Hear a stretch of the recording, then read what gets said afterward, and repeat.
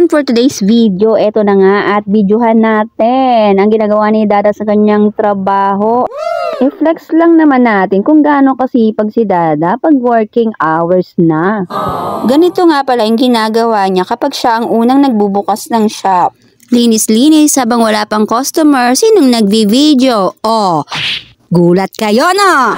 Sinamahan ko nga pala si Dada sa kanyang trabaho ay parang estudyante lang sinasamahan. Kahapon nga pala ito nangyari at syempre dahil wala naman akong masyadong ginagawa kaya naman nilubos-lubos kong samahan siya sa trabaho. At gusto ko lang din naman sumama sa kanya talagang mag-rides kasi namimiss ko na yon. Kahit sa work lang ang punta, ganon.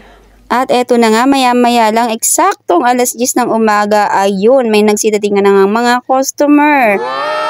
At ito nga, pangalawang customer na ni Dada, yung 2 years old na baby. Ay grabe, ang behavior naman gupitan. Naalala ko nga yung panganay namin. Naku, pag-usapang gupitan, nakaupo ka na lahat-lahat. Naku, iiyak lang talaga ng iiyak.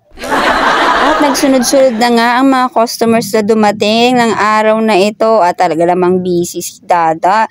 Iniisip ko nga may time pa ba talaga siyang kumain?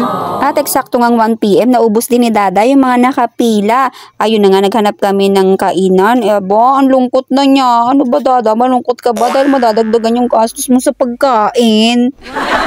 O talagang nagugutom ka lang? Don't worry, mamaya ako naman ang sasagot sa merienda natin. O ayan, sige, smile ka na.